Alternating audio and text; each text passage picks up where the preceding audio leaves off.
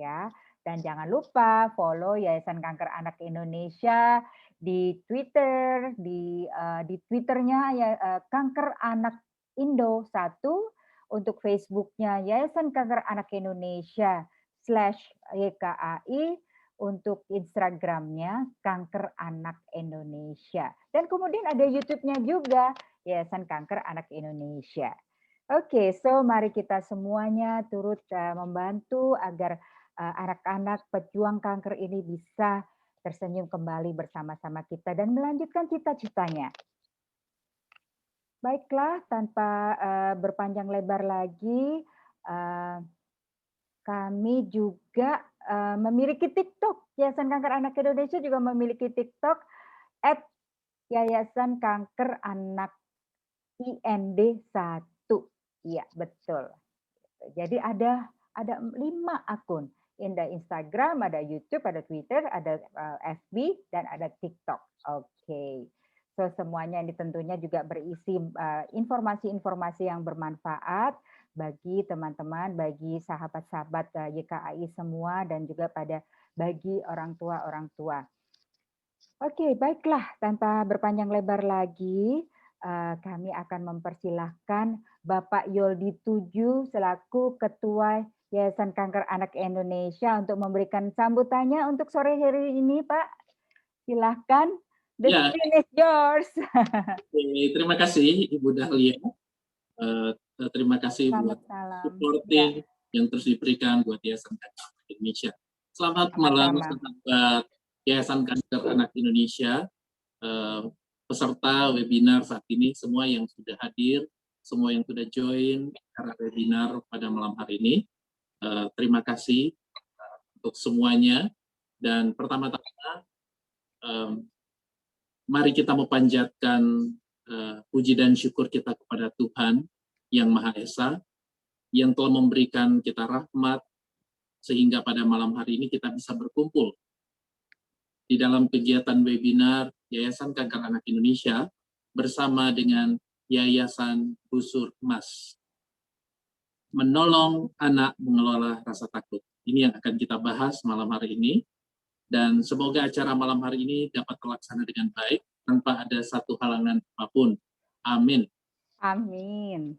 Saudara dan hadirin yang saya hormati, atas nama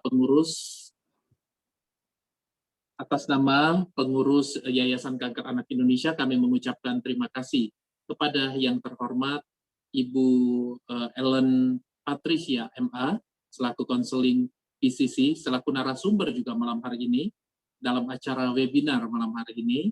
Dan tentu saja rasa terima kasih buat Ibu Dahlia Sarjono, yang terus memandu kita menjadi host pada acara malam hari ini. Terima kasih.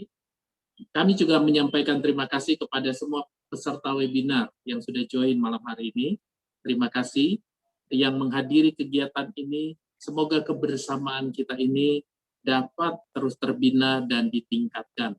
Terlebih lagi untuk para orang tua hebat yang sudah gabung malam hari ini. Orang tua hebat, perwakilan dari rumah sakit besar yang ada di Jakarta. Ada Rumah Sakit Fatmawati, orang tua hebat perwakilan dari Rumah Sakit Keramat 128, dan ada juga perwakilan dari Rumah Sakit Siloam Lipo Village. Semoga webinar ini dapat menambah keterampilan serta pengetahuan kita semua, dan terhadap bagaimana kita sebagai orang tua ya secara khusus untuk mengajar, mendidik kepada anak-anak kita untuk dapat menolong anak untuk mengelola rasa takut mereka. Mulai bulan ini sampai bulan Desember 2021, Yayasan Busur Emas terima kasih karena akan turut mendukung program parental support dari Yayasan Kanker Anak Indonesia dengan mengadakan IG Live. Jadi ada IG Live yang terus dilaksanakan setiap hari Sabtu pagi di akhir bulan.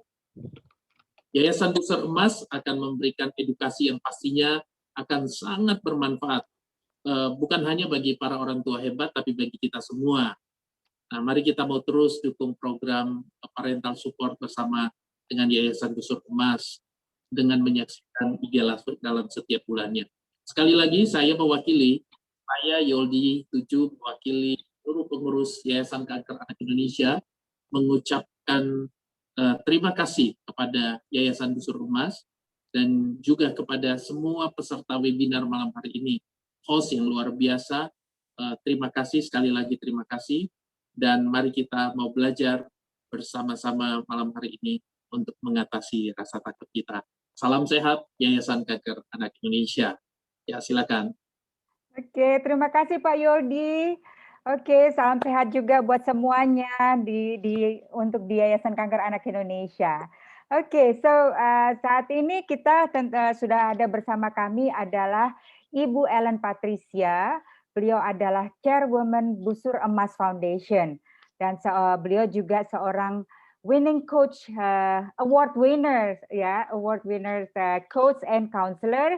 Dan beliau juga adalah seorang global coaching leaders, telah melakukan Global Coaching Leaders Award, ya, mendapatkan Global Coaching Leaders Award di India tahun 2020 dan Headline Award for Family Counselor di tahun 2016.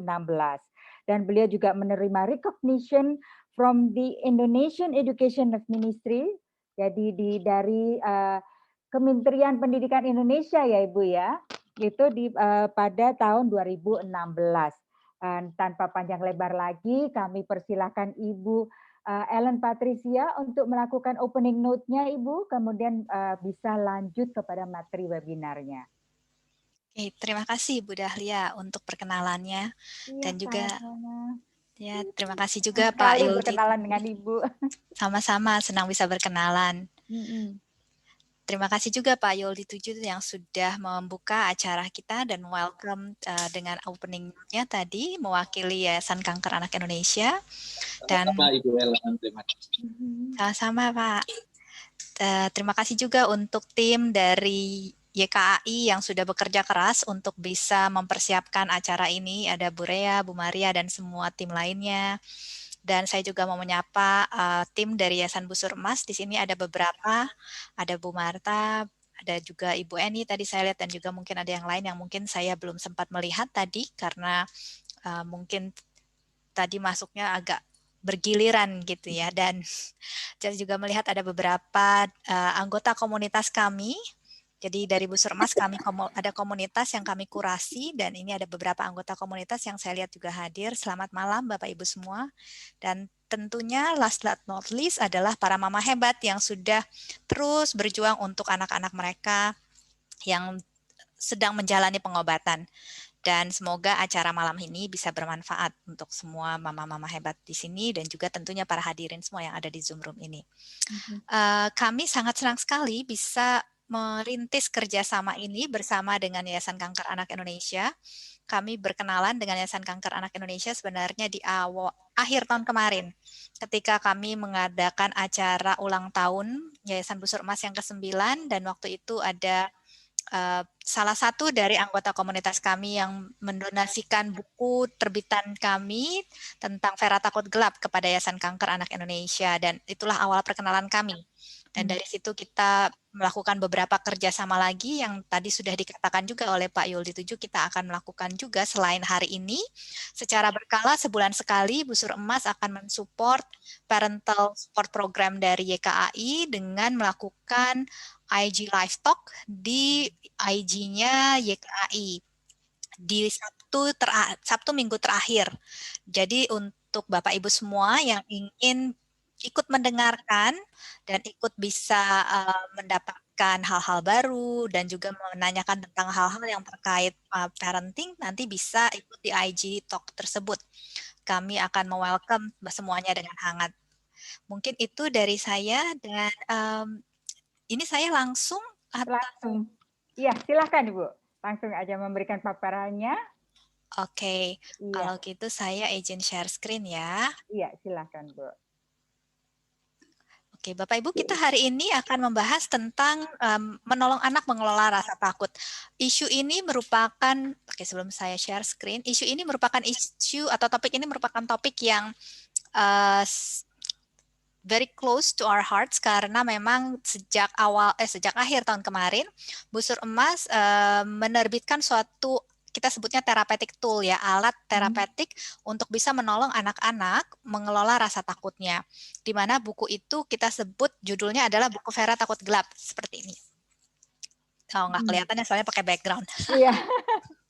Oke, anyhow nanti teman-teman atau Bapak Ibu semua bisa melihat, dan apa yang saya bagikan di sini beberapa saya adopsi dari buku tersebut karena memang buku itu kami ciptakan untuk bisa menjadi alat untuk menolong anak mengelola rasa takutnya.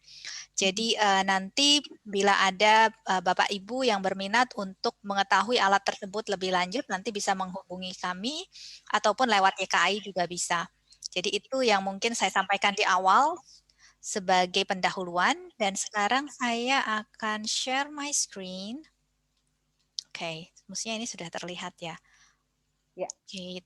Oke, kalau saya tadi sudah diperkenalkan ya. Jadi nama lengkap saya Ellen Patricia, background saya counseling, dan juga saya melanjutkan di bidang coaching. Jadi kalau Bapak Ibu melihat ada PCC, PCC itu adalah gelar di bidang coaching dari International Coaching Federation.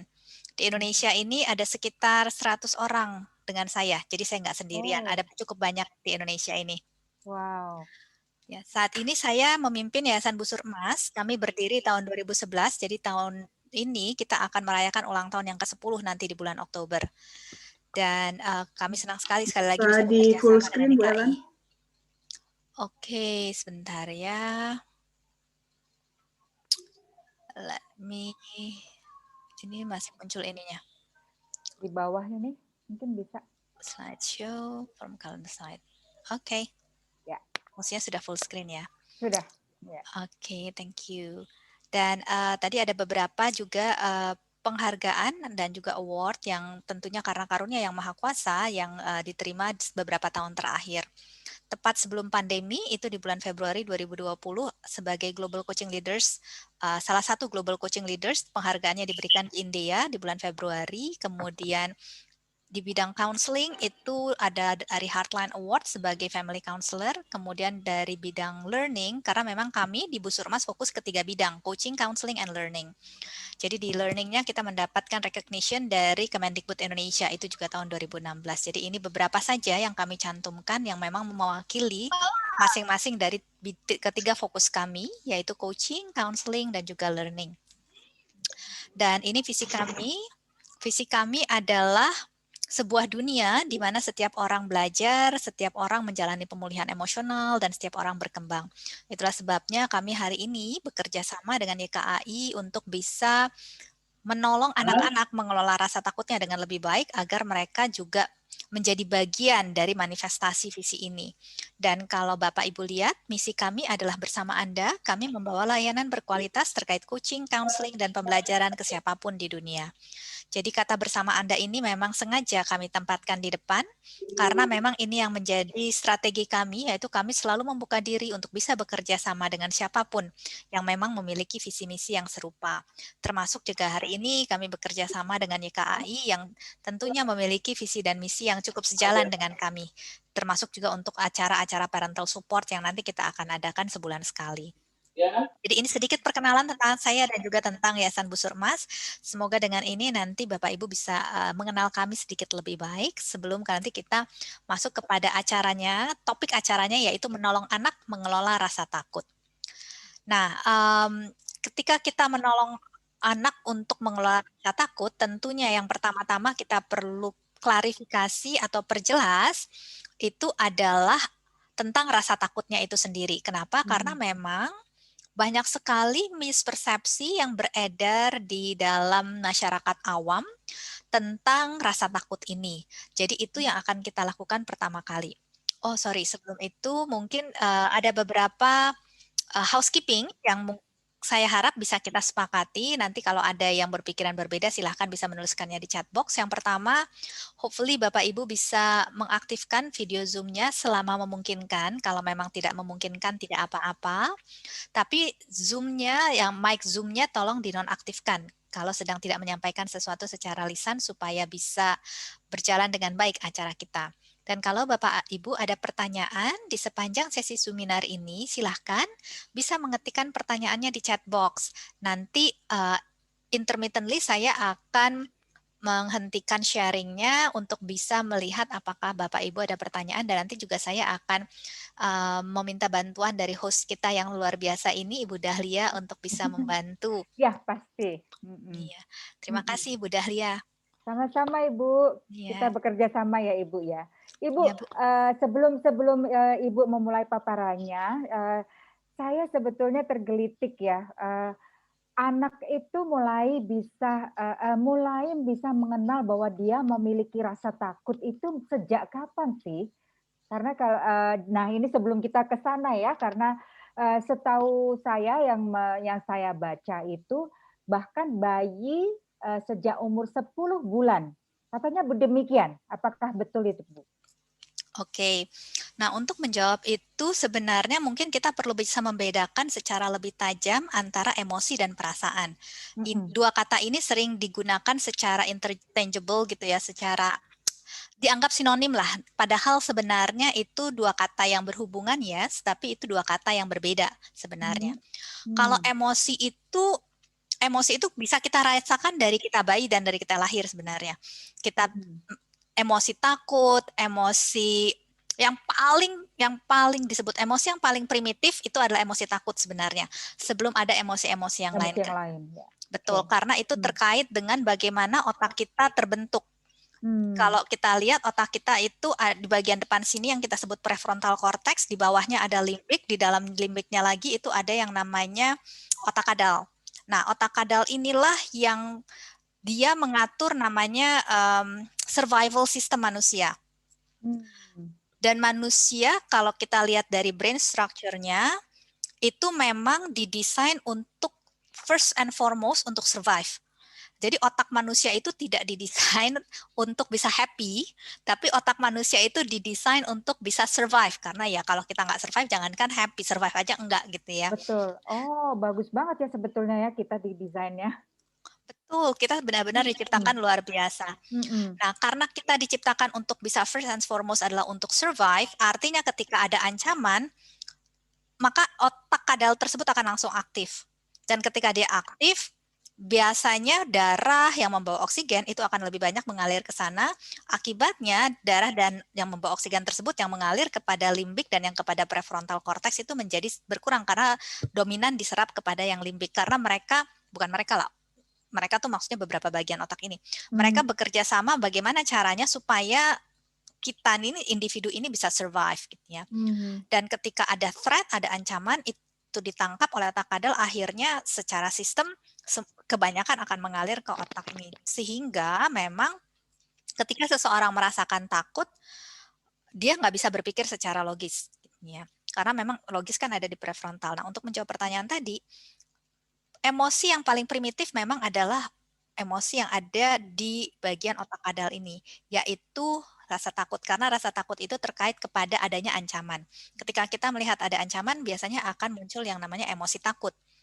Nah, disinilah perbedaan antara emosi dengan perasaan menjadi penting. Kenapa? Karena emosi takut itu kan basically muncul ketika ada chemical firing lah ya, karena di otak kita ada neuron yang dia kemudian mengeluarkan sistem cairan kimia dan ada proses kimiawi yang terjadi di otak.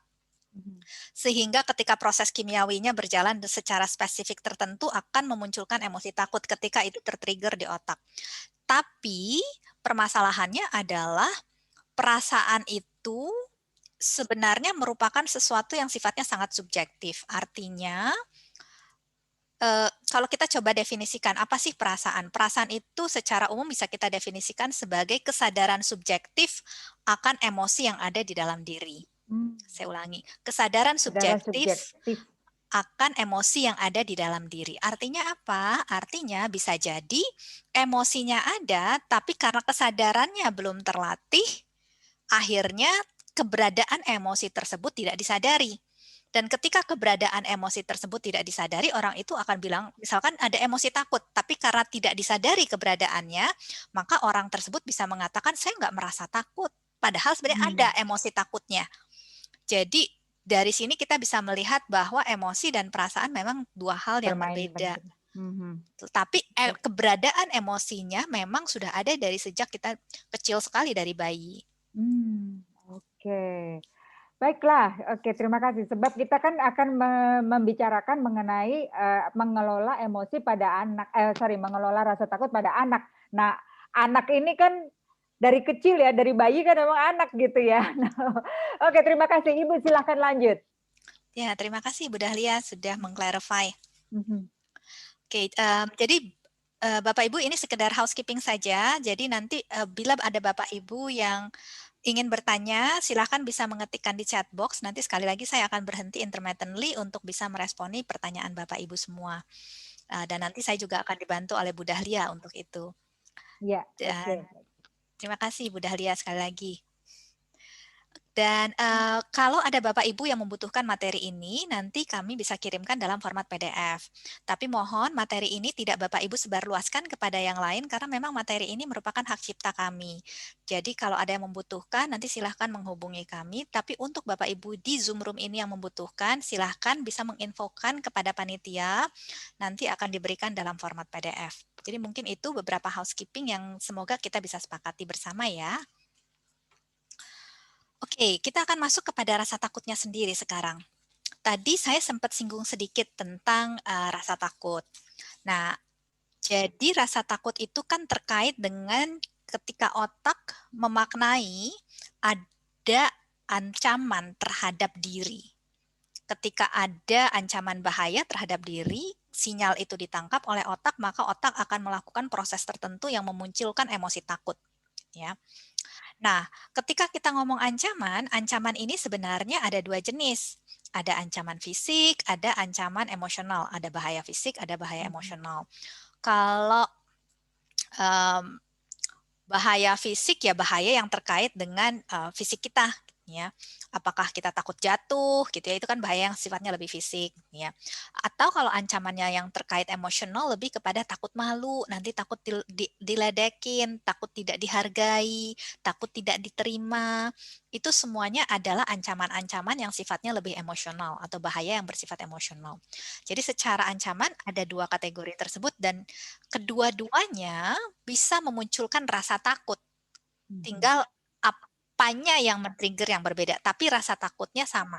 Ya, baik itu fisik maupun itu emosional. Bahkan kadang ketakutan akibat bahaya emosional bisa jauh lebih besar daripada ketakutan terhadap bahaya fisik. Ya. Jadi sekali lagi, kedua penyebab ini bisa memunculkan rasa takut. Nah, di sisi yang lain, selain membedakannya berdasarkan fisik maupun emosional, takut ini juga ada dua kategori lagi ya, ada satu kategori lagi yaitu apakah rasa takut tersebut merupakan ketakutan terhadap bahaya yang nyata ataukah itu ketakutan terhadap bahaya yang imajiner. Bahaya yang nyata tuh misalkan gini, kalau ada misalkan kita dikejar anjing, mungkin kita akan merasa takut ya, takut digigit gitu ya sama anjingnya.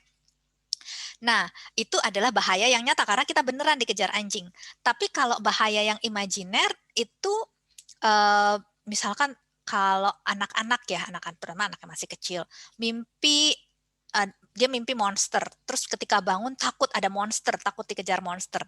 Itu takutnya real, rasa takutnya real. Tapi bahayanya imajiner. Nah, itu yang kita perlu bedakan. Rasa takut itu pasti real, nggak mungkin nggak real, apapun penyebabnya. Penyebabnya bisa nyata, bisa imajiner. Tapi rasa takut yang diakibatkan pasti real. Jadi kita nggak bisa bilang, nggak usah takut, nah itu nggak ada, itu cuma imajinasi. Yes, betul. Tapi kan kalau anaknya masih kecil, terutama kita ngomong anak usia dini itu kan 3-8 ya sebenarnya kalau berdasarkan struktur otak. Jadi itu nggak bisa, kemampuan otak mereka untuk bisa menerima penjelasan itu belum sebaik orang dewasa. Kemampuan mereka untuk membedakan imajinasi dan realita itu tidak sebaik orang dewasa, sehingga mereka membutuhkan respon yang berbeda. Nah, respon-respon seperti apa yang kita perlu lakukan ketika ada ketakutan, inilah yang akan kita bahas secara lebih detail di dalam acara kita di malam hari ini. Yang penting kita bedakan di awal dulu adalah ketika ada bahaya yang nyata, maka intervensi yang perlu dilakukan adalah intervensi terhadap situasi. Artinya kalau tadi misalkan bahayanya dikejar anjing, berarti bagaimana caranya supaya entah anjingnya dialihkan atau anaknya diambil gitu ya, supaya situasinya jadi aman. Jadi kalau bahayanya nyata yang kita intervensi adalah situasi. Sedangkan kalau bahayanya imajiner yang diintervensi nggak bisa situasi karena situasinya nggak ada apa-apa yang membuat bahaya. Yang diintervensi berarti bukan situasinya. Yang diintervensi adalah bagaimana si anak ini bisa meresponi. Artinya respon anak itu. Respon anak itu yang kita intervensi. Jadi ini kita perlu bedakan dulu secara tajam, bahayanya nyata atau tidak. Kalau nyata yang kita intervensi adalah situasinya, kalau tidak nyata atau imajiner, maka yang kita intervensi adalah respon terhadap rasa takutnya. Nah, sebelum kita lanjut, saya ingin bertanya kepada Bapak Ibu semua yang ada di Zoom Room ini, menurut Bapak Ibu, rasa takut yang paling umum dialami anak-anak gitu ya. Ini kalau kita ngomongnya anak-anaknya yang masih kecil lah ya, karena kalau anaknya sudah lebih besar dia sudah bisa lebih diajak ngomong secara logis. Tapi kalau anak-anaknya kecil, anggaplah tadi 3 sampai 8 tahun. Rasa takut yang lebih umum dialami oleh anak-anak di kelompok usia tersebut adalah rasa takut yang terhadap bahaya yang nyata atau rasa takut terhadap bahaya yang imajiner.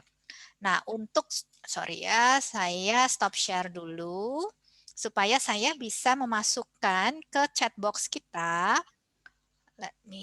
Sebentar ya. Saya akan memasukkan ke chat box kita link untuk polling di mana Bapak Ibu bisa mengklik saja link tersebut nanti di chat box, dan setelah Bapak Ibu klik nanti Bapak Ibu akan langsung masuk kepada pollingnya, dan di polling tersebut Bapak Ibu cukup menjawab pilihannya dengan menekan tombol yang ada di situ. Let me post it. Oke. Linknya sudah ada di chat box, jadi Bapak Ibu yang ada di Zoom Room ini bisa mengklik link tersebut untuk menjawab, dan saya akan share screen untuk kita sama-sama melihat apa sih yang menjadi jawaban Bapak Ibu semua ya. Let me present this. Oke. Jadi ini saat ini sudah ada 13 orang yang mengisi, 16 sekarang. Kalau berdasarkan yang ada, sementara adalah bahaya imajiner yang lebih banyak, bahaya nyata lebih sedikit. Oke, kita tunggu untuk beberapa Bapak Ibu yang lain yang akan mengisi juga ya. Ini so far ada 27 orang, sekarang 29 orang. Ini sekarang 31 orang, 33. Oke, yang belum silahkan bisa mengisi. Kita coba lihat apa nih berdasarkan pengalaman dan juga apa yang Bapak Ibu ketahui tentang apa sih yang menyebabkan rasa takut anak. Ini ada 37 sudah yang mengisi, kita tunggu mungkin setengah menit lagi ya. 42 orang. Oke. Ini ada juga yang menulis di chat box ya, bahaya imajiner kalau yang saya lihat di chat box. Oke, so far 44 orang, 45 orang, oke 46 orang, 47 orang. Oke, so far 47 orang, kita dengan 47 orang, oke sekarang 48 orang, itu yang banyak adalah bahaya imajiner. Ya. Oke, ini sambil kita menunggu Bapak Ibu semua yang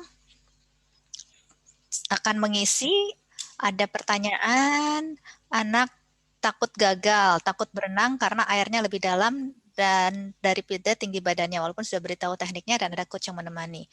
Kurang jelas ini bahaya nyata atau bahaya imajiner. Oke. Kalau kondisinya adalah dia tidak mampu berenang, dan kalau dia berenang, dia akan tenggelam, tentu itu bahayanya nyata. Tapi kalau dia sebenarnya mampu berenang, tapi dia takut, maka kemungkinan besar itu bukan bahaya nyata, karena sebenarnya dia memiliki kapabilitas untuk bisa mengatasi bahaya tersebut. Tapi yang dia takutkan adalah bahaya yang dia tangkap adalah bahaya yang ada di dalam imajinasinya. Gimana kalau jangan-jangan begini, gimana kalau jangan-jangan begitu, ya. Itu yang ada di dalam imajinasi. Tapi sekali lagi, even itu imajiner, rasa takutnya real. Rasa takutnya tidak kalah kuat, tidak kalah intens dibandingkan dengan rasa takut yang diakibatkan oleh bahaya yang nyata. Ya. Nah, Kenapa kita mau membedakan ini bahaya nyata atau imajiner? Karena kita pengen bisa meresponi secara tepat. Karena tadi ketika responnya terhadap bahaya nyata, berarti kan kita hindarkan situasinya. Sedangkan kalau bahayanya imajiner, berarti yang kita perlu responi adalah bagaimana menolong si anak ini memiliki respon yang berbeda terhadap apa yang ada di dalam imajinasinya. Oke ya, semoga menjawab. Dan ini saya lihat so far 52 orang yang mengisi. Dari 52 orang yang mengisi, 73% adalah bahaya imajiner, sedangkan 27% adalah bahaya nyata. Oke, great. Saya stop share dulu supaya saya bisa kembali ke PowerPoint-nya. By the way, teman-teman, hasil yang tadi teman-teman lihat, yang Bapak Ibu lihat, itu sebenarnya merupakan hasil yang universal. Artinya, karena topik ini kami sudah bawakan beberapa kali gitu ya di dalam beberapa seminar. Dan setiap kali seminar tanpa terkecuali ketika topik ini dibawakan, pasti yang lebih banyak adalah memang bahaya imajiner. Karena tidak banyak sebenarnya bahaya nyata di dalam hidup kita.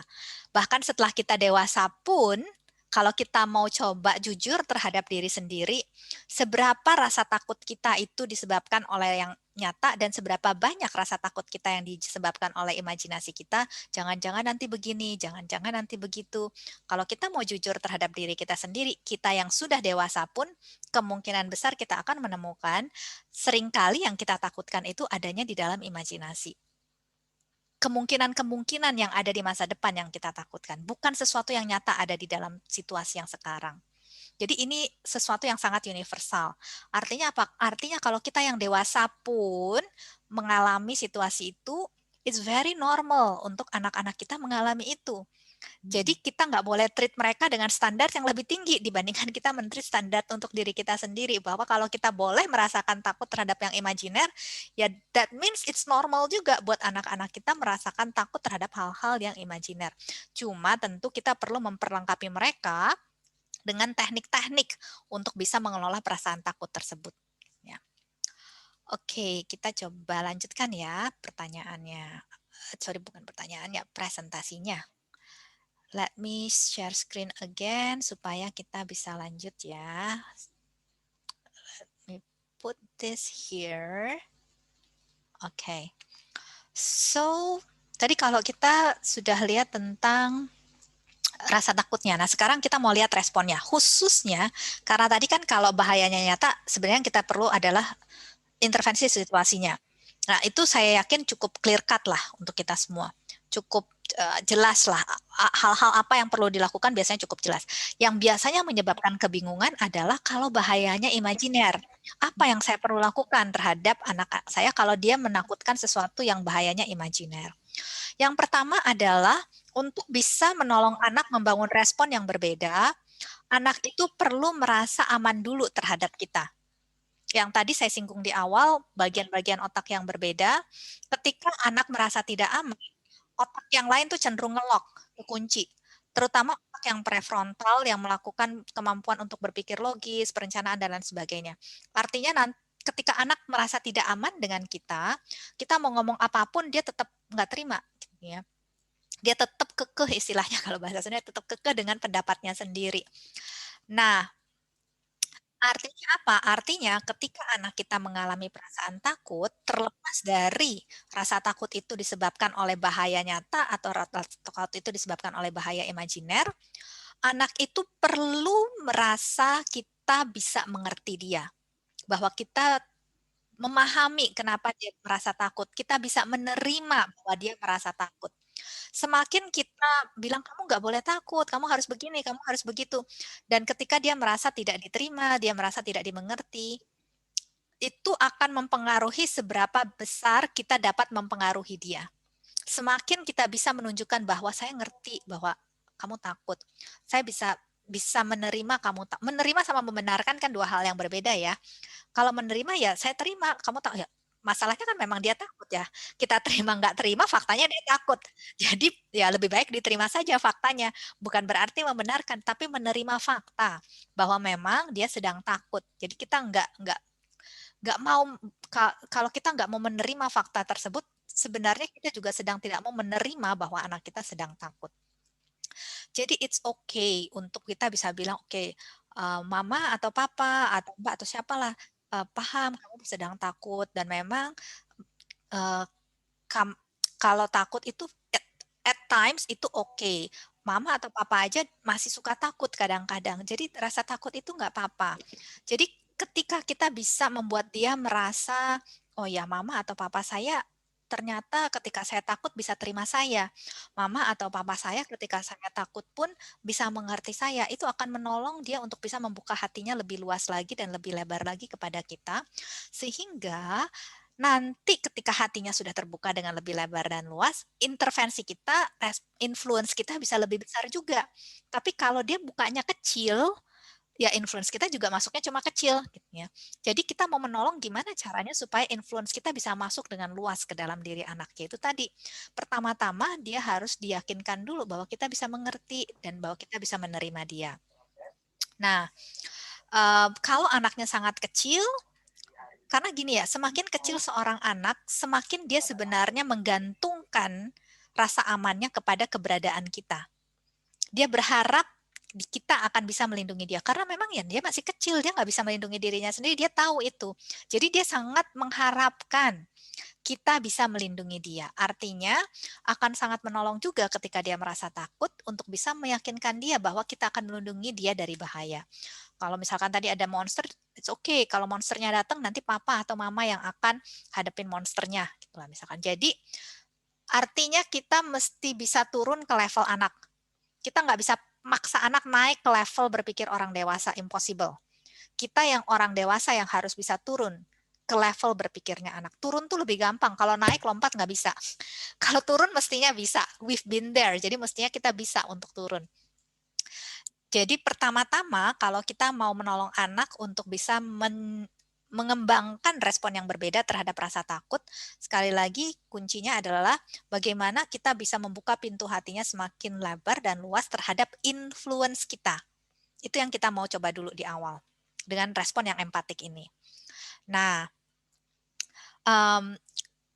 kalau Bapak Ibu lihat di sini saya cantumkan shot tentang satu halaman di buku Vera. Jadi di buku tersebut kita mencoba memberikan contoh kalimatnya seperti apa. Karena kalau yang saya ngomongin ini kan prinsip ya. Prinsip ini ketika diterjemahkan kepada situasi, contoh konkretnya seperti apa. Nah, kita harapkan buku tersebut bisa memberikan contoh-contoh konkret bagaimana kalimat itu ketika dioperasionalisasikan di dalam interaksi dengan anak. Dan kenapa ini penting untuk bisa memiliki rasa aman secara emosional, artinya anak merasa dimengerti, anak merasa diterima. Karena ketika dia merasa dimengerti, dia merasa diterima, satu, dia lebih merasa aman. Karena tadi semuanya, begitu otak kadalnya aktif, dia merasa tidak aman, yang lain-lain itu cenderung semakin rendah fungsinya. Jadi ketika dia rasa amannya kembali lagi, yang lain-lain juga kembali lebih berfungsi. Jadi ketika dia bisa untuk merasa aman, maka dia akan bisa berpikir dengan lebih baik, dia akan bisa lebih kreatif, karena memang sekali lagi ya begitulah cara otak manusia bekerja. Ya. Nah, kemudian dampak dari merasa aman ini juga adalah ketika dia merasa aman secara emosional, dia akan lebih mau membukakan dirinya. Yang tadi saya bilang, dia lebih terbuka untuk menerima influence kita. Dan ini yang kita perlukan untuk bisa menolong dia mengembangkan respon yang berbeda terhadap rasa takutnya. Oke. Nah, kalau dia sudah lebih terbuka terhadap kita, dia percaya bahwa kita mengerti dia, dia percaya bahwa kita bisa menerima dia, dia percaya bahwa kita ada untuk melindungi dia, bukan untuk membuat dia tambah takut. Udah takut sama monster, takut dimarahin, takut dihukum, itu takutnya jadi bertambah-tambah nanti kalau kita marahin. Atau kalau kita push terus gitu ya. Jadi bagaimana caranya justru rasa takutnya itu semakin dicairkan dulu di awal. Sehingga dia bisa otak yang depan ini, yang prefrontal ini bisa berfungsi dengan lebih baik dan nanti dia bisa ditolong untuk mengembangkan respon yang berbeda. Karena kan kalau mempelajari respon yang berbeda, namanya juga mempelajari ya. Itu kan sesuatu yang kita perlu bagian otak yang depan ini, yang prefrontal. Artinya sekali lagi, rasa takutnya perlu dicairkan dulu, supaya dia bisa mempelajari respon-respon yang berbeda. Nah, respon yang berbeda apa? Ada beberapa yang saya akan jelaskan di sini yang hopefully itu bisa nanti bermanfaat kepada Bapak Ibu semua. Yang pertama adalah yang kita sebut dengan self-soothing teknik gitu ya, atau calming teknik yang itu bisa dilakukan Ibu untuk diri sendiri. Ibu Ellen, maaf, Ya, saya boleh mengingatkan ini kepada para peserta untuk unmute dulu karena kita mendengar ada suara-suara air ini, ada yang sedang mandi. oh ya, terima kasih Bu Dahlia. Iya, mohon maaf ya Bu Ellen. Jadi para peserta semuanya, mohon maaf, boleh minta tolong, boleh kami mohon untuk di-unmute dulu speakernya agar kita semua bisa mendengarkan Ibu Ellen dengan lebih leluasa. Mohon maaf, terima kasih. Nanti pada gilirannya bisa raise hand, kita beri kesempatan untuk bicara. Terima kasih. Ya, terima kasih Bu Dahlia. Ya, terima kasih juga Bapak Ibu yang sudah bekerja sama untuk bisa memute mic-nya sehingga acara kita bisa berjalan dengan baik. Oke, kita kembali kepada apa yang bisa kita lakukan. Nah, salah satu teknik yang paling sederhana dan itu bisa dilakukan dari as small as 3 tahun. Ya. Artinya anak yang umurnya 3-4 tahun itu sudah mulai bisa diajarkan yang namanya self-soothing teknik ini. Tentu jenis-jenis self-soothing teknik itu banyak, teknik menenangkan diri itu banyak.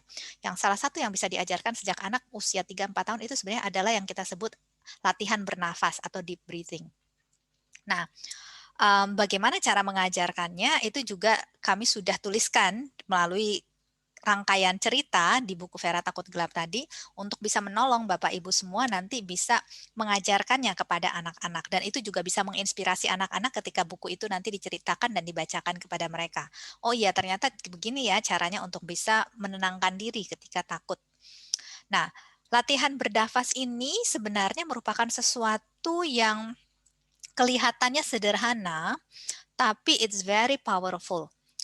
Dan latihan bernafas ini bukan sesuatu yang mistis atau sesuatu yang melibatkan kuasa-kuasa tertentu, enggak, itu sesuatu yang sangat scientific, sangat ilmiah. Ketika kita berlatih bernafas yang kita sebut berlatih bernafas itu kalau bahasa Inggris sebutnya deep breathing, ya. Bernafas dengan dalam.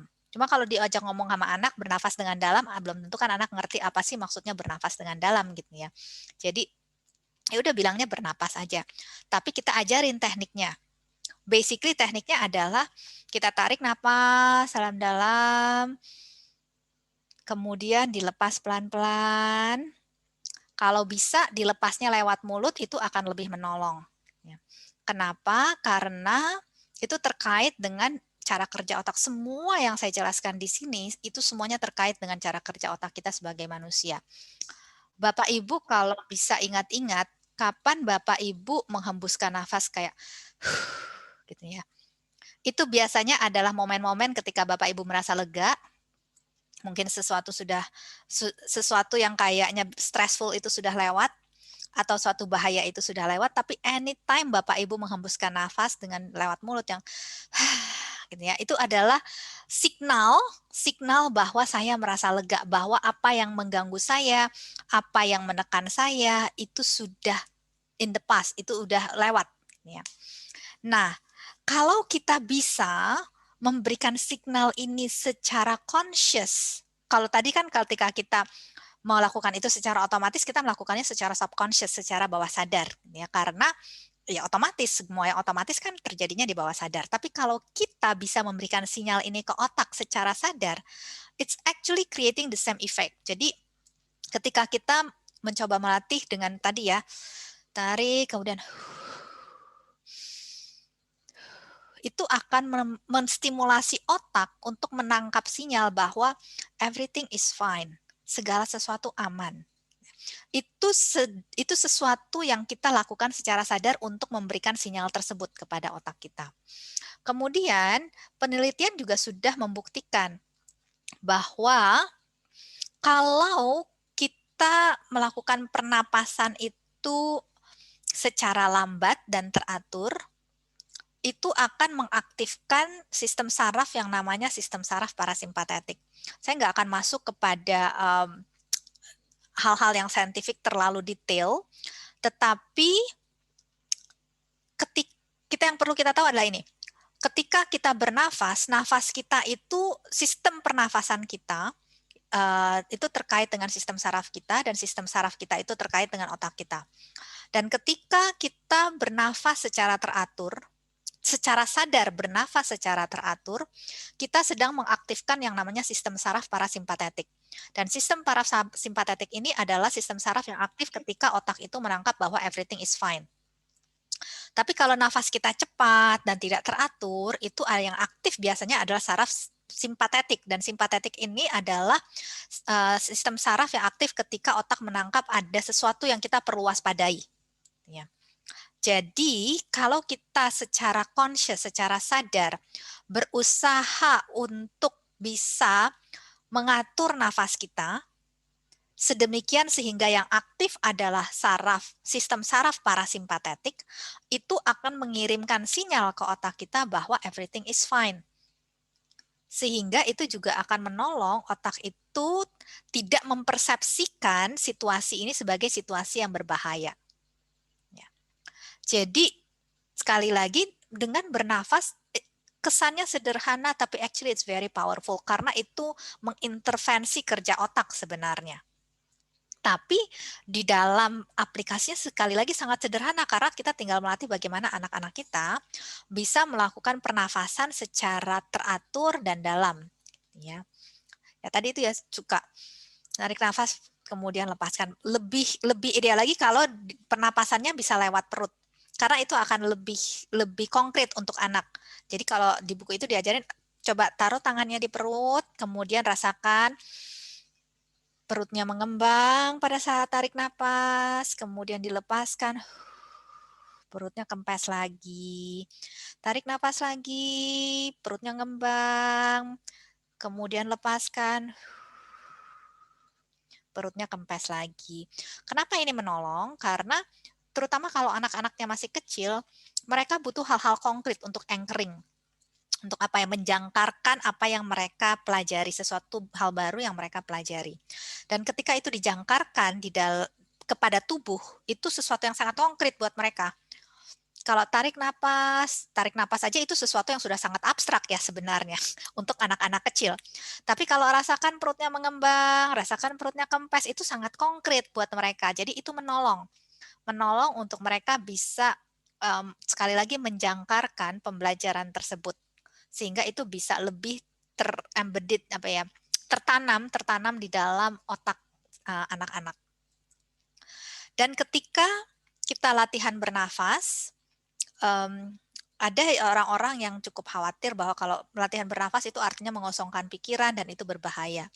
Yes, kalau kita mengosongkan pikiran itu berbahaya, betul, saya setuju. Tapi latihan bernafas ini bukan mengosongkan pikiran. Latihan bernafas ini adalah fokus kepada satu hal. Jadi pikirannya itu diisi hanya oleh satu hal saja, bukan mengosongkan pikiran, itu dua hal yang berbeda.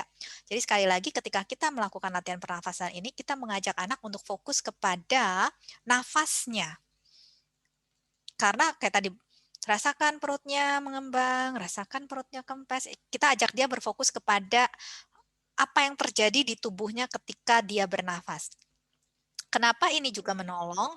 Karena ketika pikirannya itu ditarik lagi untuk fokus kepada hal-hal yang terkait pernafasannya, pikirannya itu udah mulai menjauh dari hal-hal yang membuat dia takut. Artinya dia mulai shift mindset, apa kita bilangnya state kondisi otaknya, bukan kondisi otaknya, kondisi pikiran, mind state-nya itu digeser. Mulai dari yang tadinya fokus kepada apa yang menjadi imajinasi dia yang membuat dia takut, fokusnya itu digeser kepada hal-hal yang terkait dengan pernapasan. Sehingga ketika dia tidak lagi fokus kepada imajinasi yang membuat dia takut, tentu otak juga akan meresponi secara berbeda. Karena otak kan itu basically, apa ya, saya selalu bilang otak itu kayak ya hamba yang sangat setia lah. Apa yang kita kasih ya itulah yang akan dia kerjakan gitu ya. Jadi ketika fokusnya adalah kepada imajinasi yang membuat dia takut, ya pasti dia akan meresponi dengan apa yang kita berikan. Tapi ketika otak itu dengan sengaja, secara sadar dialihkan fokusnya, maka dia juga akan memberikan respon yang berbeda. Jadi latihan bernapas ini sekali lagi punya filosofi yang sangat dalam, walaupun sangat sederhana, dan it's very, very powerful. Bahkan ada, kami menerima ya satu testimoni dari salah satu pembaca buku Vera Takut Gelap. Anaknya itu kebetulan khawatir karena baru kelas 1 SD, baru pertama kali waktu itu menghadapi yang namanya masuk sekolah dan ada tes. Kan kalau TK nggak pernah ada tes ya. Ketika masuk 1 SD itu baru ada tes. Jadi anaknya tuh worry, anaknya tuh khawatir. Dia dibantu sama orang tuanya untuk latihan pernafasan dan it helps. Karena memang ketika kita melakukan latihan pernapasan ini, terlepas dari apa yang menyebabkan rasa takutnya, yang kita lakukan adalah kita sedang menstimulasi otak untuk kembali ke kondisi aman. Apapun penyebabnya, kita sedang menstimulasi otak untuk kembali kepada mind state bahwa kita aman. Dan itu akan menolong. Jadi otak itu dialihkan fokusnya kepada yang kita sebut here and now. Kalau terhadap tadi ya bagaimana perutnya naik, bagaimana perutnya kempes, itu ya apa yang terjadi saat ini sekarang. Ya.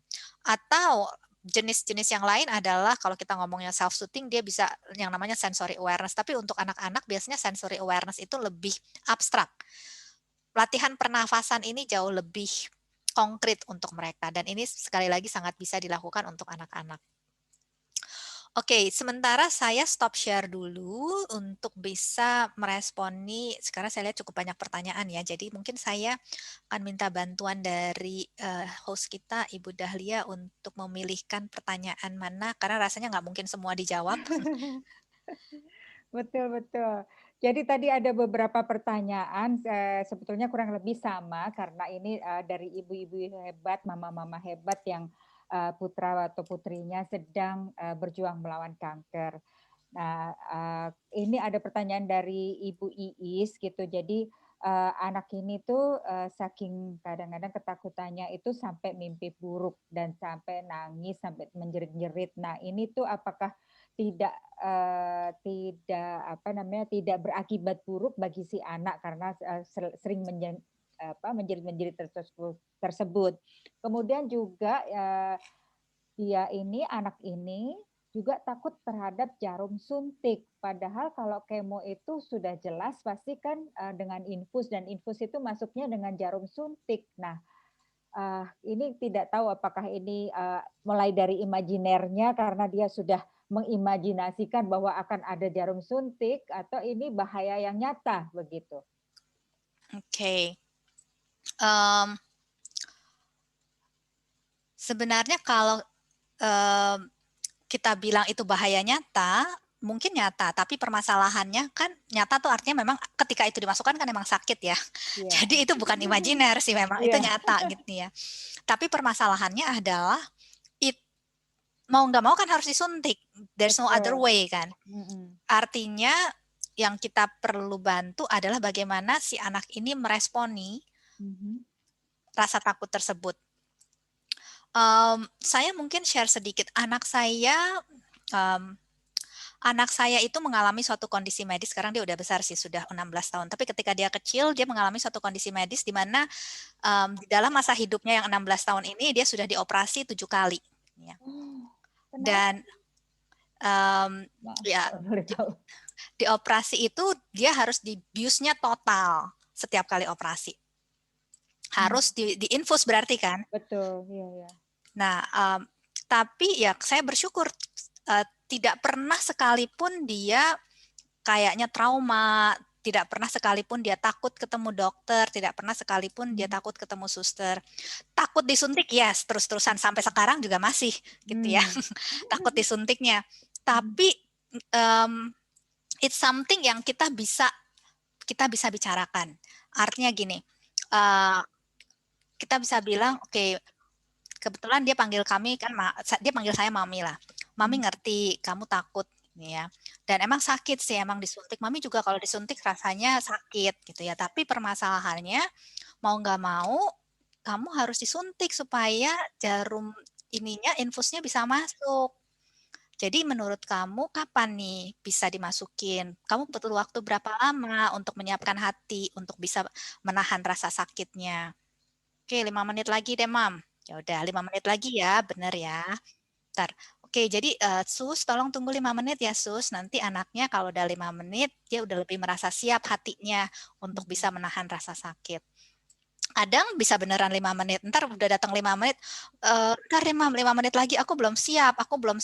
Oke, ya udah kita coba ya 5 menit lagi. Nah, apa nih yang kira-kira bisa buat kamu jadi lebih siap untuk bisa mengelola rasa takutnya?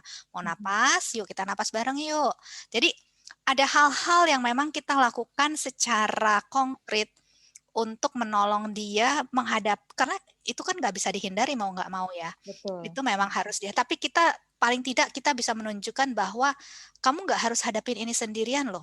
Saya ada di samping kamu untuk Iya. menolong kamu sepanjang jalan dan saya akan menemani kamu sepanjang jalan ini supaya kita sama-sama, bukan kamu saja tapi kita sama-sama bisa melewati hal ini dengan baik ya.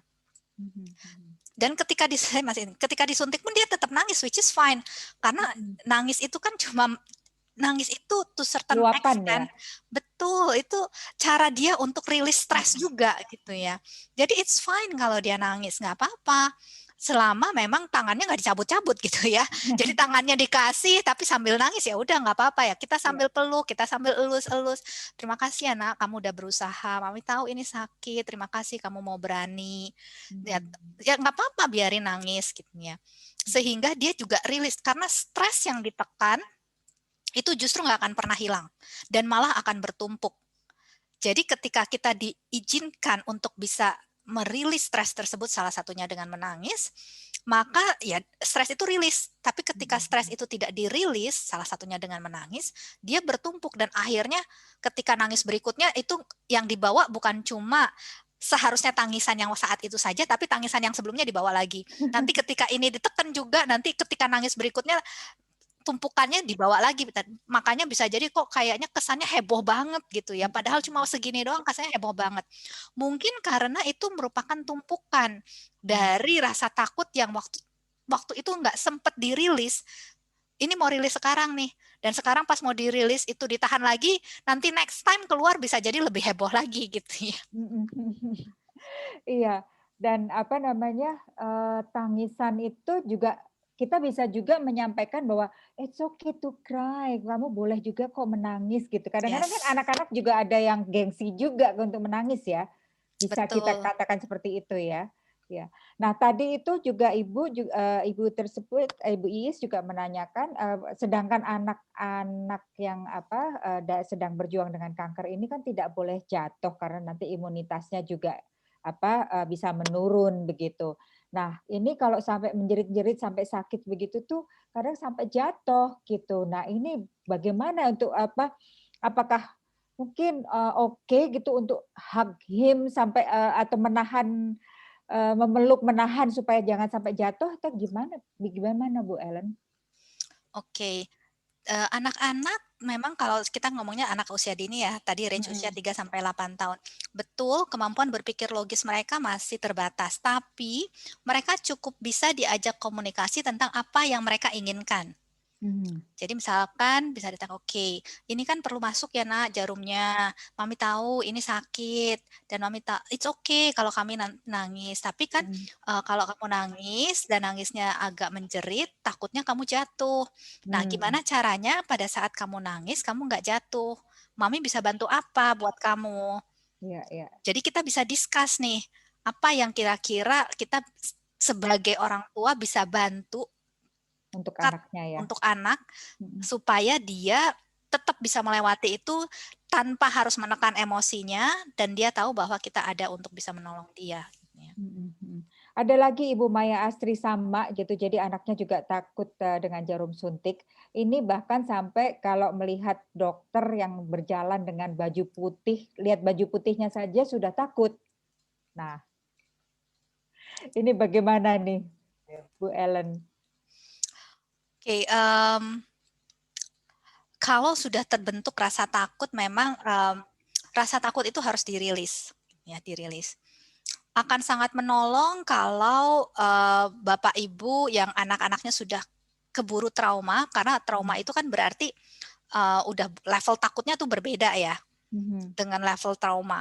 kalau sudah keburu ada trauma, maka akan menolong kalau Bapak Ibu bisa memfasilitasi rilisnya itu dengan cara sebenarnya kalau anaknya masih kecil usia 3 sampai 8 tahun dengan cara bermain itu biasanya sangat efektif. Mhm. Karena anak-anak di usia tersebut cara mereka memaknai dunianya dan cara mereka memproses pikiran, memproses perasaan itu semuanya adalah lewat cara bermain. That's how Mhm. children actually learn gitu ya, melalui bermain. Harus ada Artinya stimulannya begitu ya?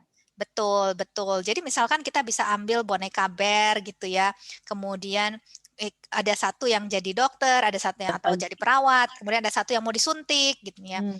Wah, ini bearnya mesti disuntik nih. Kira-kira bearnya ini gimana ya nanti kalau disuntik? Nah, nanti kan mungkin anaknya ngomong, ini bearnya nggak mau disuntik, bearnya nggak mau disuntik, jangan, susternya nggak boleh datang gitu ya. Oke, tapi kalau bearnya nggak disuntik, bearnya nanti sakit terus. Jadi mesti gimana dong supaya bearnya bisa disuntik supaya dia bisa sembuh.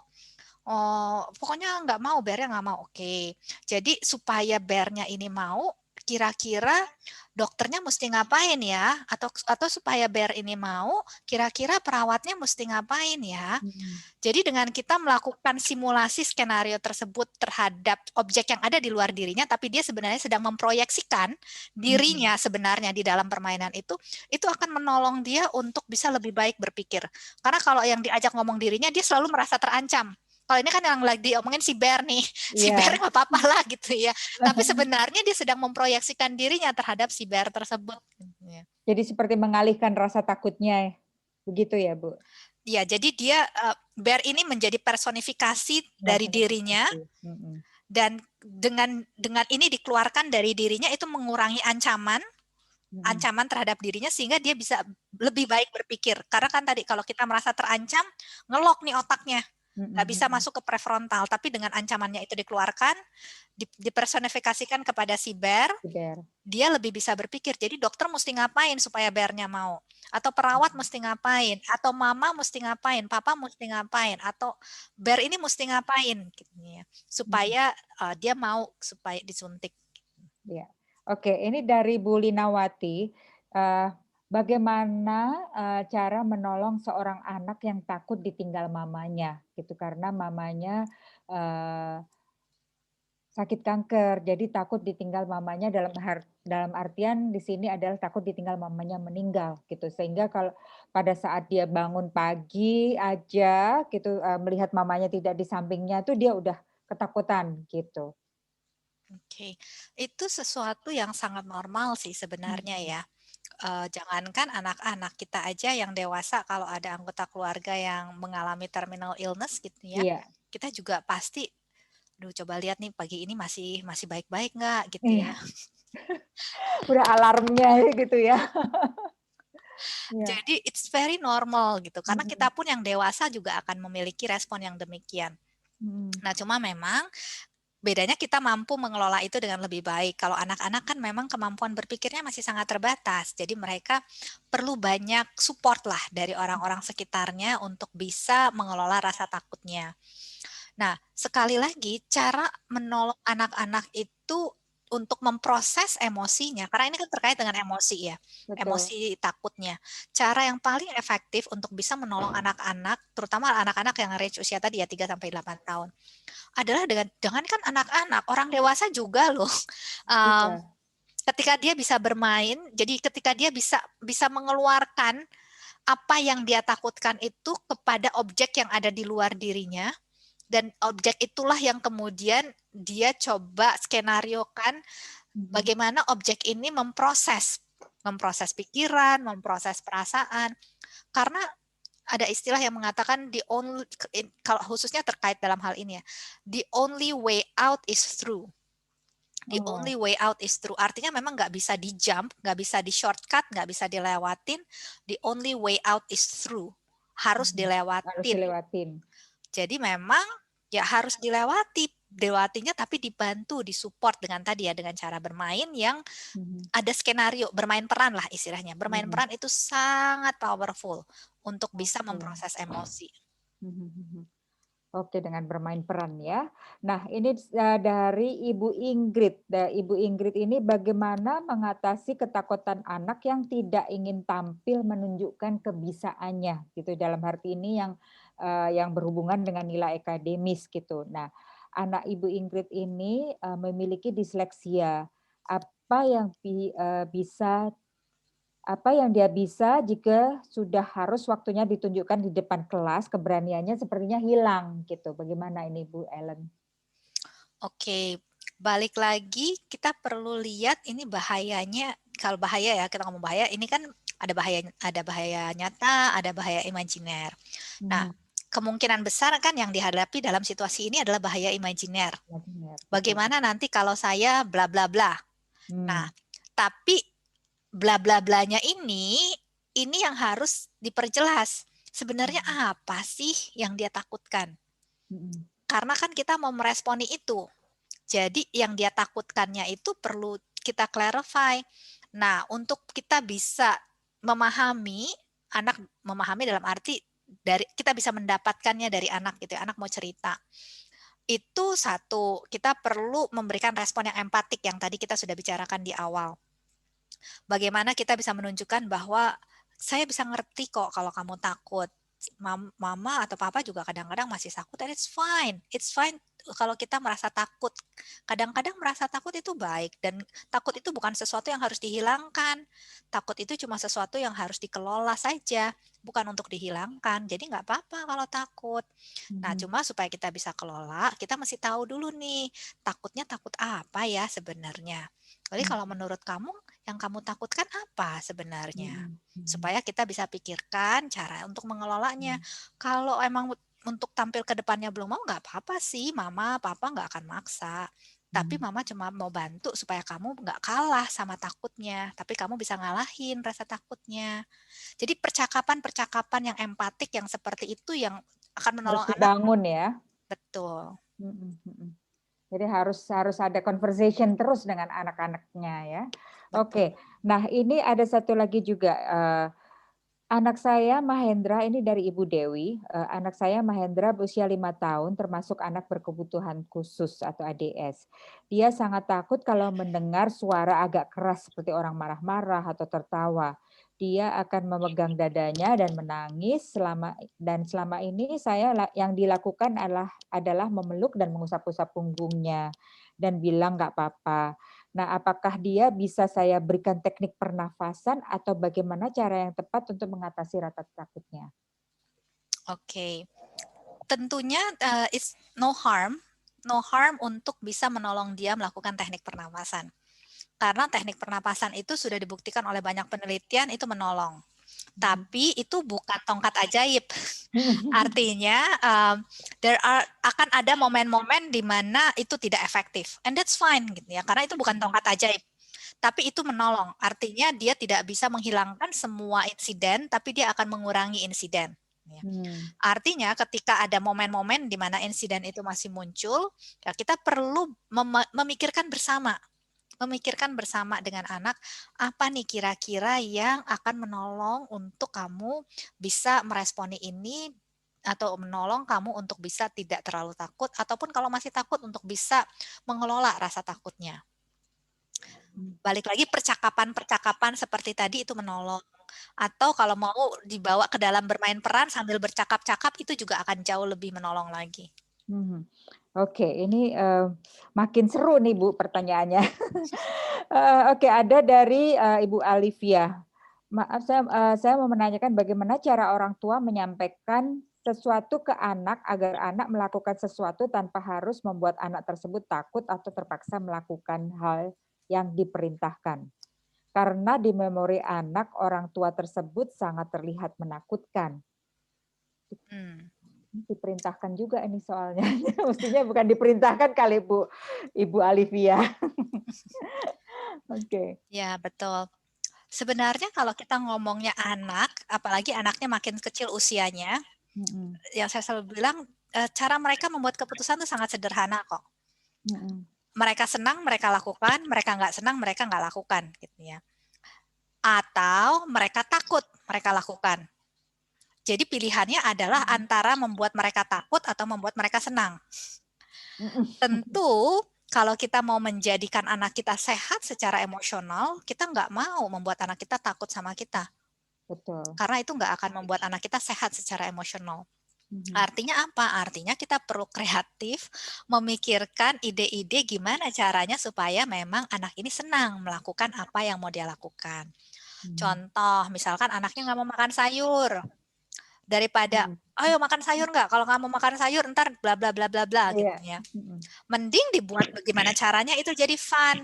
Misalkan, yuk kita lomba ya, kamu makan sayur 1 mangkok, mama makan sayur 1 mangkok. Siapa yang mangkoknya cepat habis duluan dapat stiker ya.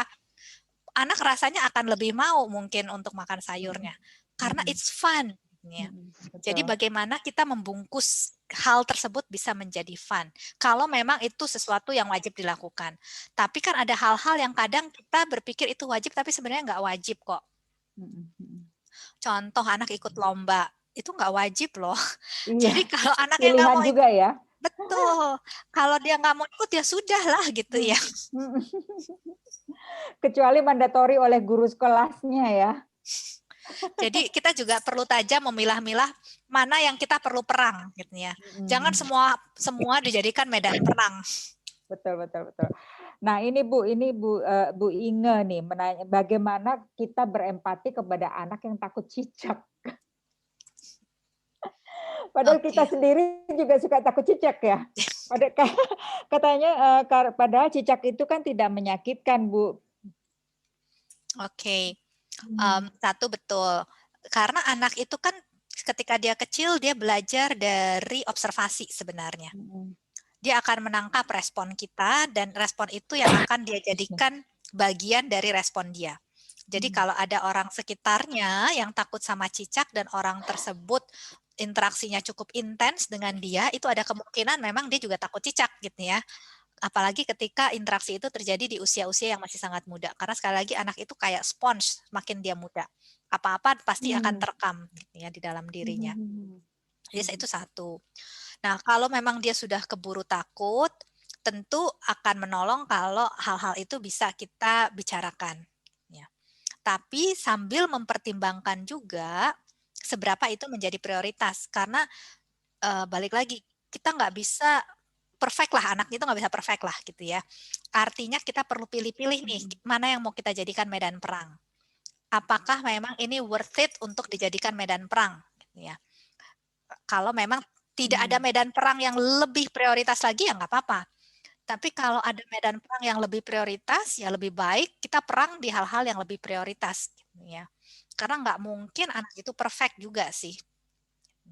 Tapi kalau memang sekali lagi itu prioritas ya berarti kita perlu pikirkan ya tadi kita ajak bicara secara empati, kita mungkin ajak bermain juga gitu ya. Kita ajak bersama-sama problem solve gimana ya caranya supaya kamu nggak takut. Karena kayaknya cicak kan nggak bahaya ya.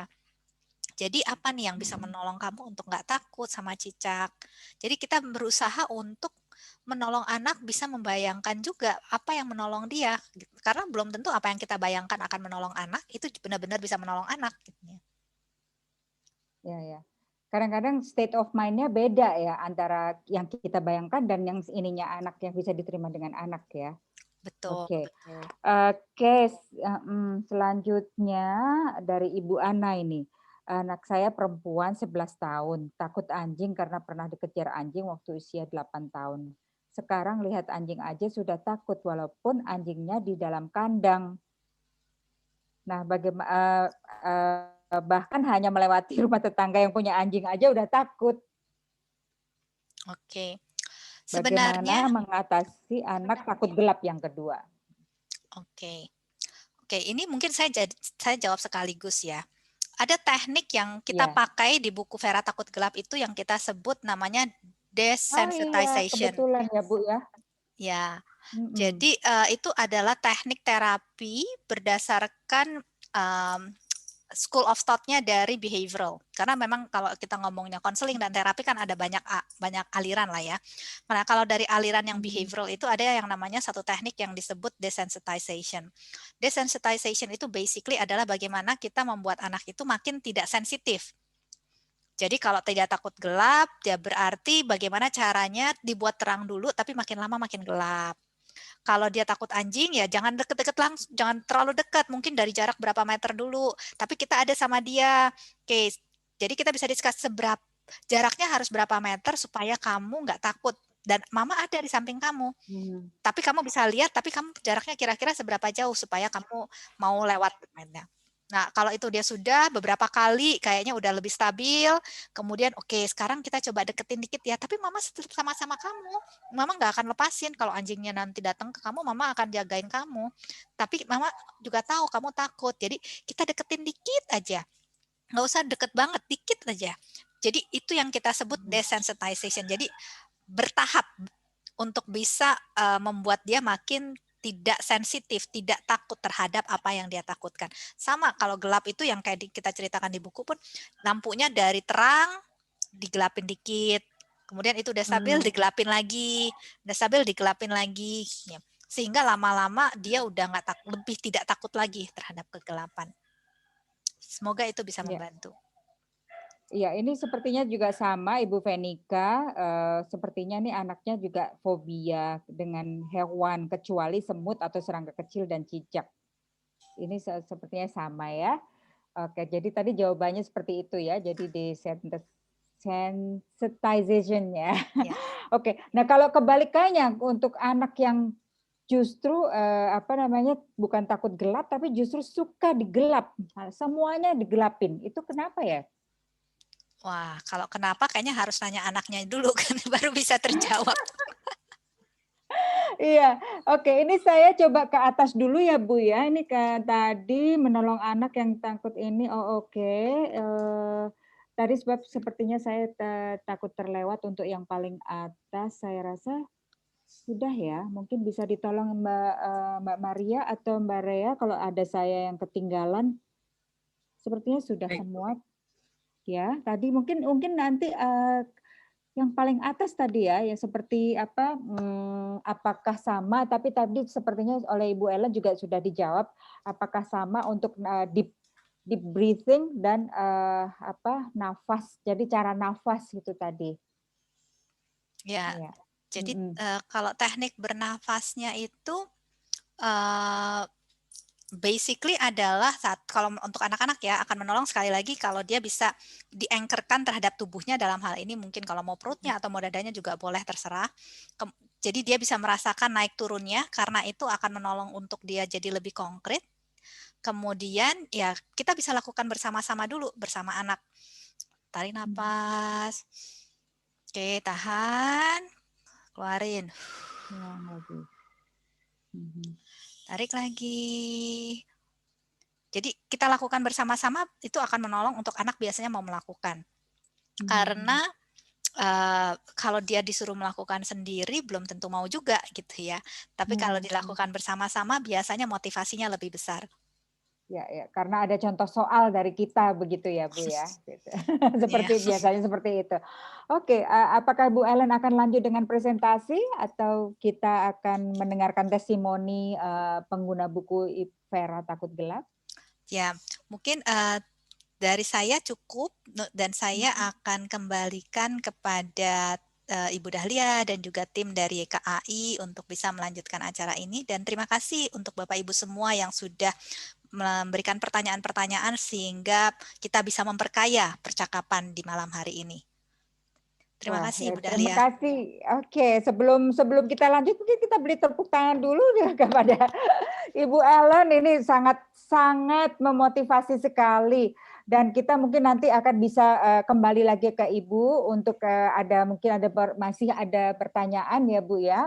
Namun kita sekarang mendengarkan terlebih dahulu ada testimoni pengguna buku Vera oleh Ibu Dewi Cempakasari, Mama Kia. Ibu Dewi mungkin bisa,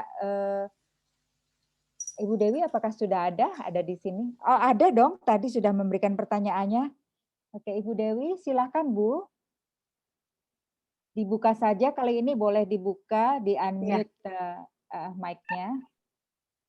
Baik, selamat malam semuanya. Selamat malam Bu Ellen, Bu Dahlia, dan semua mama-mama. Iya, saya Dewi, ini mamanya Tia. Anak saya termasuk anak yang kemarin sudah melewati kemo ya. Sebelumnya adalah leukemia, melewati kemo 3 tahun. Dan secara tidak langsung memang sebelumnya Saskia ini sudah memakai teknik pernapasan itu pada saat dia diambil darah dan disuntik.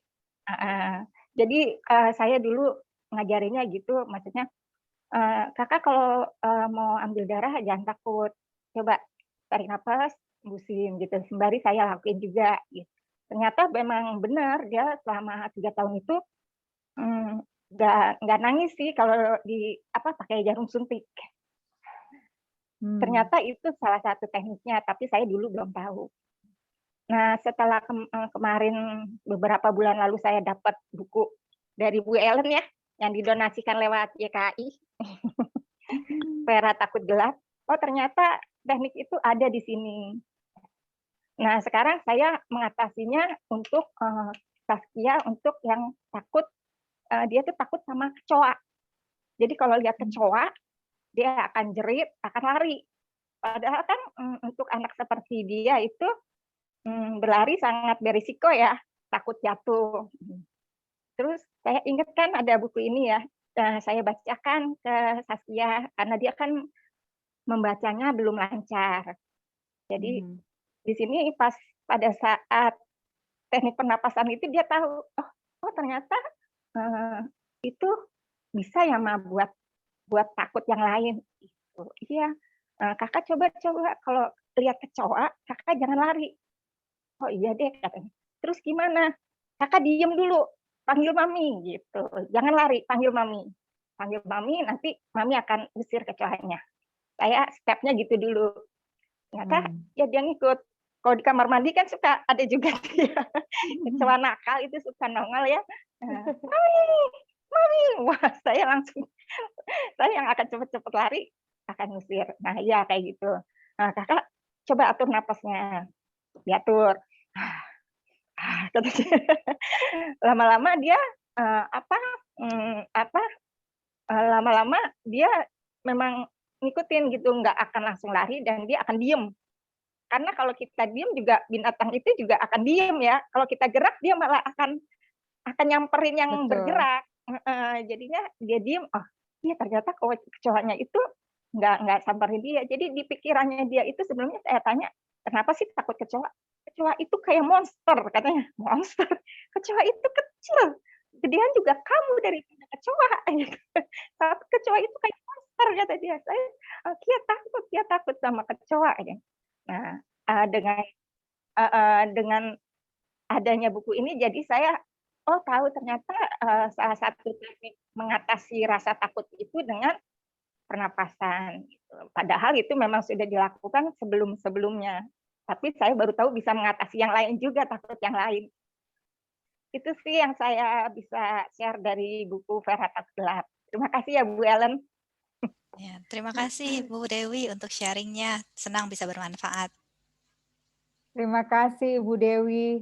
Oke, nah ini ada satu lagi bagaimana mengatasi anak takut di tempat ramai. Misalnya di pertemuan-pertemuan yang banyak orang. Berarti juga untuk di mall, diajak ke mall juga mungkin juga takut ini Bu ya. Ini dari Ibu Yuni Syahaan. Bagaimana nih Bu Ellen?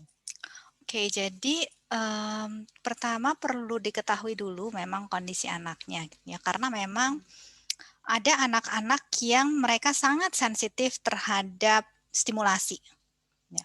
Entah itu stimulasi suara, entah itu stimulasi visual, gitu ya. Visual itu artinya ketika ada banyak orang kan itu stimulasi visual ya. Betul. Jadi ada anak-anak yang memang dia sangat sensitif terhadap stimulasi. Nah ini perlu diketahui secara clear dulu. Kalau perlu ya bisa diperiksakanlah nanti kepada profesional gitu ya untuk mengetahui apakah memang itu hanya sesuatu yang dia maksudnya hanya ketakutan imajiner atau memang itu karena ada suatu kondisi khusus di dalam diri anak yang membuat dia sangat sensitif terhadap stimulasi tadi ya. Nah, kalau memang dia ada kondisi khusus, itu memang mau nggak mau sesuatu yang apa ya, yang perlu penanganan khusus lah, gitu ya. Nggak bisa cuma sekedar dengan teknik-teknik yang kita bicarakan tadi. Tapi kalau dia tidak ada kondisi khusus, maka ya teknik-teknik ini bisa diterapkan, gitu ya. Selama tadi untuk bisa menolong anak itu berproses terhadap rasa gelapnya itu kan butuh waktu ya, nggak hari ini dibilangin tuh tahu besok udah berubah gitu kan, enggak ya. Artinya itu sesuatu yang akan memerlukan pengulangan dan kita juga perlu sabar nemenin gitu ya. Artinya kita sendiri perlu memandang bahwa itu worth enough untuk kita make time, make effort, spend energy. Karena memang itu akan ya memakan itu semua gitu ya. Dan kalau itu memang worth ya kita bisa lakukan beberapa teknik ini. Kayak tadi bernafas aja mungkin bisa saat itu menolong, tapi pas nanti lain kali masih takut lagi, ya udah berarti kita bantu lagi dia melakukan teknik pernapasan lagi. Atau kemudian kita melakukan tadi percakapan, respon yang empatik untuk bisa menggali juga dari dia sebenarnya apa sih yang ada dalam pikirannya, apa sih yang dia rasakan. Sekali lagi dengan catatan ini bukan kondisi khusus gitu ya, karena sekali lagi kalau kondisi khusus mau nggak mau akan ada penanganan khusus. Semoga menjawab ya. Baiklah, ini apakah ada lagi? Kita sudah tidak terasa sudah masih ada waktu. Masih ada waktu 10 menit lagi. Oke, jadi kalau saya boleh sedikit kembali men-summarize gitu. Jadi bahwa sebetulnya ketakutan itu adalah kesadaran subjektif akan emosi di dalam diri. Begitu ya Bu Ellen ya. Dan ada dua jenis ketakutan, dan dua ketakutan nyata dan ketakutan imajiner, atau ketakutan yang yang muncul dari bahaya yang kita lihat nyata dan yang kita lihat secara imajiner. Dan kemudian yang ketiga adalah bahwa kita harus bisa, kita sebagai orang tua atau orang yang lebih tua yang menjaga anak tersebut itu harus banyak-banyak spend time, jadi meluangkan waktu dengan si anak dan meluangkan energi bersama si anak, dan yang paling penting adalah percakapan-percakapannya. Begitu ya Bu Ellen ya? Yes. Oke. So dan jadi yang kita atasi itu, tunggu Bu Ellen, saya juga ada pertanyaan nih. Antara mengatasi dan mengelola itu sama tidak? Karena kayak kalau mengatasi itu kan udah terjadi ya. Terus kemudian gitu ya udah ini kayak mengobati kan. Kalau mengelola itu kan kita bersama dengan si ketakutan itu kita disperse bersama gitu. Atau bagaimana? Oke. Jadi rasa takut itu ada yang bisa diatasi. Diatasi itu kan artinya ya tadi ya, artinya kita sudah menang terhadap rasa takutnya gitu ya. Kita sudah mengalahkan rasa takutnya. Artinya kita udah nggak takut lagi. Ya. Artinya rasa takut itu diatasi. Tapi juga ada kondisi-kondisi yang memang cuma bisa dikelola. Artinya kayak tadi ya, anaknya takut disuntik. Cuma walaupun dia takut disuntik, tetap kan harus disuntik. Artinya rasa takut itu cuma bisa dikelola. Bukan diatasi, tapi ya dikelola dalam hal ini. Tapi kalau kayak tadi, dia takut anjing. Mungkin nanti suatu hari rasa takut anjingnya bisa diatasi. Jadi memang tergantung konteksnya. Iya, oke. Baiklah, jadi itu tadi ya kayak kita umpamakan sebagai medan perangnya kita ya, begitu ya. Jadi kita mengelola si perang itu ya. Bagaimana how to win the battle gitu. Iya, gitu betul. Ya. Oke. So, apakah masih ada pertanyaan lagi, Mbak Riris, Mbak Rea? Oke. Sudah, Bu. Sudah ya, sudah. Oke. Tadi mohon dibahas kelanjutannya setelah kita mengetahui alasan ketakutannya. Gimana, Bu? Kalau setelah kita tahu kan tadi tadi kan disampaikan bahwa kita harus tahu dulu gitu kenapa dia takut gelap gitu. Oke. Nah, kalau dia takut gelap, misalkan soalnya kalau gelap nanti ada monster datang, misalkan gitu ya. Berarti kan apa yang kita sampaikan perlu mengadres itu. Artinya kita mesti ya percakapkan, itu nggak ada monster, jangan takut, monster nggak bisa lah. Karena buat dia itu real gitu ya. Jadi ya kita mesti treat itu as if itu real juga. Jadi oke. Jadi kalau memang menurut kamu kalau gelap itu monsternya datang, apa yang akan membuat kamu nggak takut kalau monsternya datang? Apakah sementara Mama tidur dulu di sini untuk memastikan monsternya udah nggak datang-datang lagi?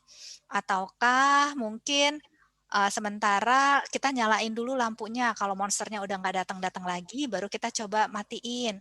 Artinya percakapan kita ya kita arahkan kepada bagaimana yang dia takutkan itu bisa kita coba address gitu ya. Jadi pengetahuan itu akan menolong nanti di dalam kita bercakap-cakap dengan anak. Oke, baik. Terima kasih banyak. Oke, Ibu Ellen, apakah akan ada summarize atau ada penutup agar ibu-ibu ini tetap semangat bahwa ketakutan itu bisa diatasi bersama terhadap bersama anak-anaknya? Oke, jadi mungkin sebagai penutup, saya cuma mengatakan bahwa rasa takut itu sesuatu yang justru menjadikan kita manusia. Kalau kita nggak punya rasa takut, that means kita nggak human lagi sebenarnya. Serem malah ya. Betul. Jadi it's okay ketika anak-anak kita punya rasa takut. First thing first, kita harus punya keyakinan itu dulu. Bahwa it's okay anak-anak kita punya rasa takut. Tapi dia juga perlu dibekali teknik untuk bisa mengelola rasa takutnya.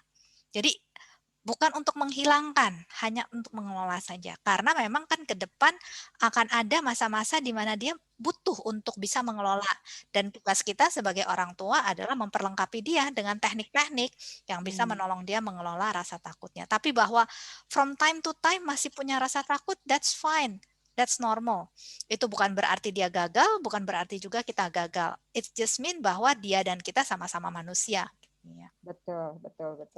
Oke, so kita dapat ilmu banyak dari Ibu Ellen. Terima kasih sekali lagi Sama-sama. Ibu Ellen dan semua tim dari Yayasan Busur Emas. Terima kasih untuk buku-bukunya juga. Dan saya akan menyampaikan atas nama Yayasan Kanker Anak Indonesia, terima kasih sekali lagi untuk pencerahannya Ibu Ellen. Dari Pak Yoldi, apakah akan ada kata penutup Pak Yoldi? Cukup, terima kasih. Oke. Iya. Ibu Ellen ya. Sama-sama. Oke, terima kasih Pak Yoldi. Oke, baiklah untuk ibu-ibu, bapak-bapak yang sudah bergabung bersama kami di sini, bahwa semua yang bertanya tadi mendapatkan giveaway-nya. Jadi ada 10 orang yang nanti nama-namanya akan diumumkan oleh Yayasan Kanker Anak Indonesia. Diumumkannya akan di Instagram ya Mbak Rea ya, atau Mbak Maria. Oke. Ya, Bu. Jadi tadi ya, oke, baik. Jadi akan mendapatkan buku Vera takut gelap. Vera tidak takut gelap atau Vera takut gelap? Sorry. Vera takut gelap. Vera takut gelap ya. Oke. Nah, oke, akan mendapatkan buku itu dan juga ada giveaway dari Yayasan Kanker Anak Indonesia. Oke, so terima kasih sekali lagi. Sebelum meninggalkan ruangan, sebelum meninggalkan screen, seperti biasa kita akan foto bersama. Mungkin ini bisa dibantu oleh Kak Maria, Bu. Mbak Maria. Oke. Boleh dinyalakan mungkin kameranya? Iya, semuanya boleh dinyalakan, dibuka kameranya. Nah, ini juga nggak boleh takut nih ibu-ibunya ya Bu ya, Bu Ellen. Nggak boleh takut dengan kamera. Kita semua, jadi sekali lagi kami ucapkan terima kasih banyak atas partisipasinya, juga atas pertanyaan-pertanyaannya, karena dengan pertanyaan-pertanyaan tersebut dan jawaban dari Ibu Ellen tadi merupakan pencerahan bagi kita semua. Terima kasih banyak sekali lagi. Dan juga Ibu Ellen terima kasih sudah memberikan penyerahannya kepada kita dan bergabung dengan kita di sini. Oke. Sama-sama semuanya, terima kasih. Oke, mungkin Mbak Maria yang akan Aba-aba. berhitung, kasih aba-aba. Ya.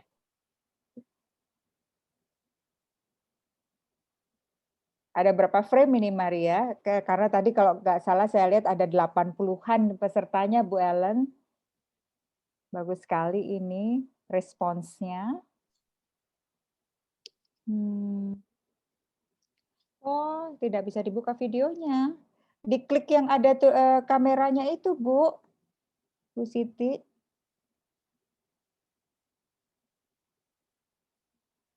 Ya, sama-sama. Terima kasih.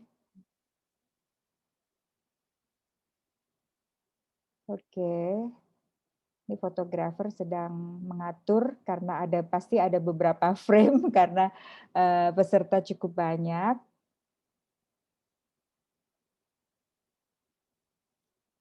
Jadi ibu bapak sekalian tetap terus bersemangat, untuk ibu-ibu hebat juga, bahwa tadi seperti Ibu Ellen sampaikan bahwa apabila kita memiliki rasa takut itu bahwa kita masih human, kita masih orang ya.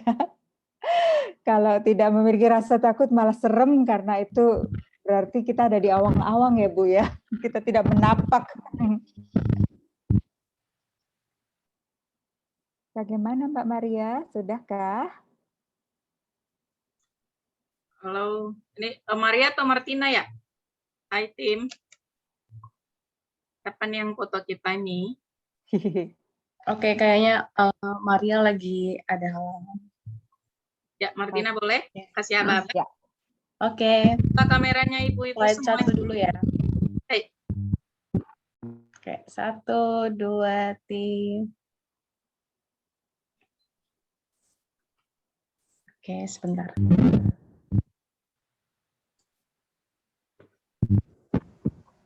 Foto sendiri. Oke, sekali lagi. 1, 2, 3. Oke. Masih ada di... Oke, slide 3. Oke, 1, 2, 3. Oke.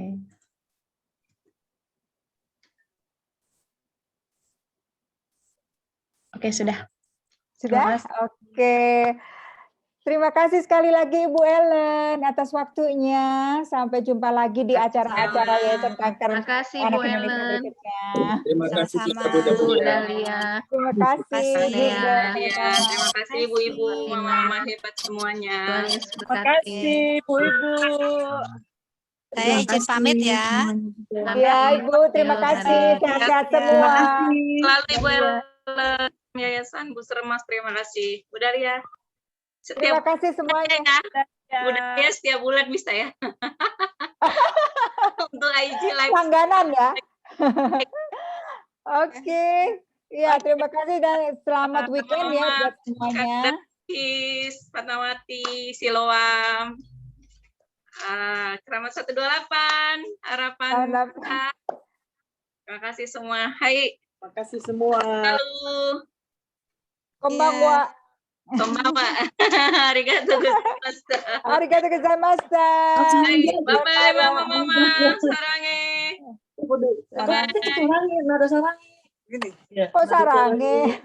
Sarange. Sehat selalu, Bu. Hai. Sehat selalu semuanya ya. Terima kasih Ya. Pak Odi. Pak Odi udah pamit ya? Udah Bu. Bye. Oke. Bye-bye, Bye Bu. semuanya. Saya leave ya. Hai. Oke. Bye-bye mama-mama.